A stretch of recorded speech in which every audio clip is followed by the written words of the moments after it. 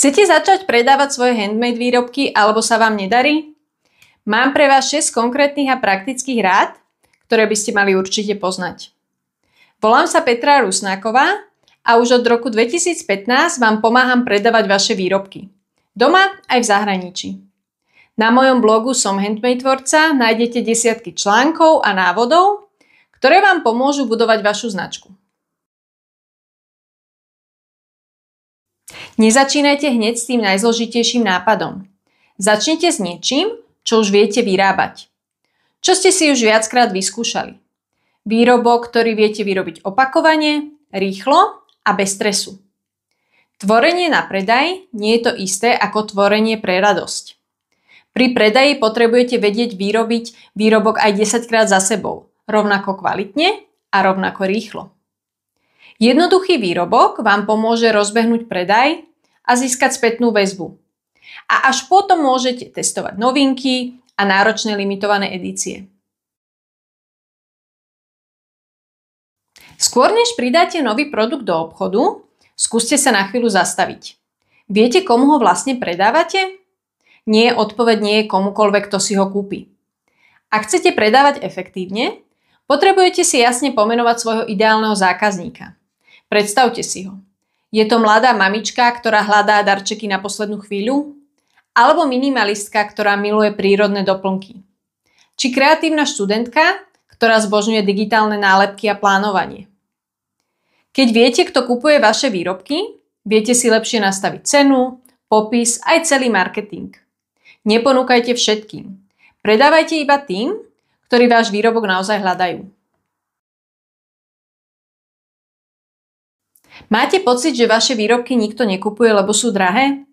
Ale čo ak problém nie je v cene, ale v tom, ako váš výrobok pôsobí?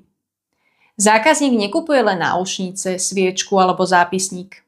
Kupuje pocit. Chce niečo výnimočné. Chce urobiť radosť sebe alebo inému. Ak produkt len pridáte do obchodu, bez príbehu, bez atmosféry, bez zážitku, cena sa zdá vysoká. Ale keď z toho spravíte malý sviatok, krásne balenie, milý popis, príjemná komunikácia, zrazu si zákazník povie, to stojí za to. Predávajte zážitok, nie len vec.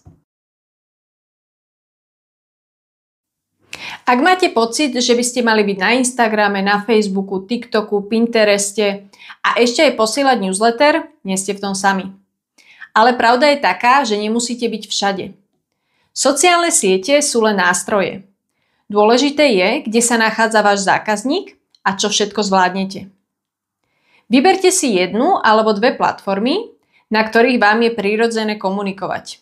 A sústrete sa na ne naplno. Je oveľa efektívnejšie byť viditeľná a aktívna na jednom mieste, než byť všade, ale bez výsledku. Tvorenie pre radosť je úplne iné ako tvorenie na predaj.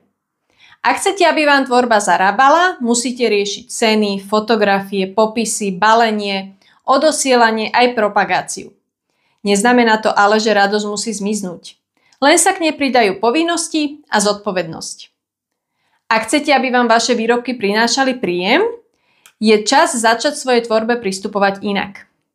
Nie je nič zlé na tom, ak tvoríte len pre radosť a nič zlé na tom, ak chcete aj zarábať. Len si to potrebujete pomenovať a podľa toho si nastaviť svoje očakávania.